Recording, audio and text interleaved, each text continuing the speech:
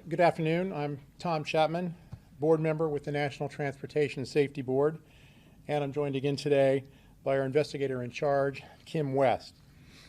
Today, we at NTSB completed our first full day of our investigation into the May 28th natural gas explosion in downtown Youngstown, Ohio.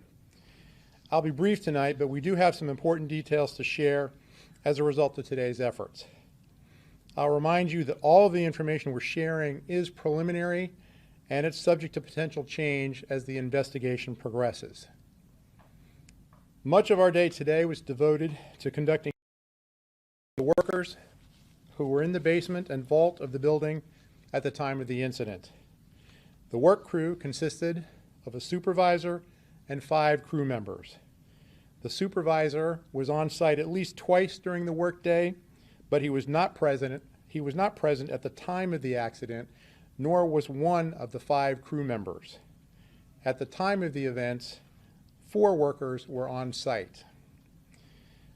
The crew was engaged to clear out old piping and other outdated infrastructure and debris from the basement and vault area, which extends underneath the sidewalk adjacent to the building.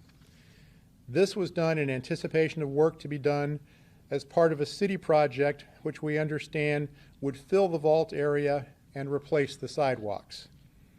The crew was unaware that one of the pipes in the vault was pressurized at the time, nor did the work crew have reason to believe gas was present in the pipe. As I indicated yesterday, it was an apparently abandoned service line coming off the main, which ran parallel to the street. No gas was smelled during the day as the crew was working in the basement. This indicates that there was no ongoing leak throughout the day. The accident sequence began as the crew made 2 initial cuts into piping along the basement wall. When a 3rd cut was made, the crew immediately realized that there was a problem and that gas had been released. The work crew evacuated the basement, alerted the bank employees upstairs, and pulled the fire alarm. We understand that at least one of the workers called 911. The workers were instrumental in alerting the residents in the upstairs apartments, and they assisted in helping to evacuate residents. Based on today's interviews and other available information, the explosion apparently occurred approximately 6 minutes after the pipe was cut.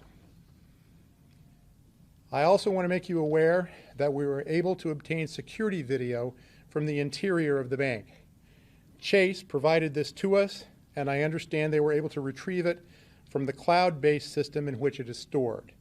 Consequently, it could be accessed without entering the building. Regarding the building, there are very serious concerns about the integrity and the safety of the structure.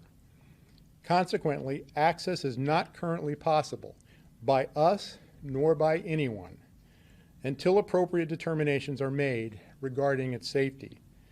That determination is outside our expertise and is in the hands of city, county, and state authorities.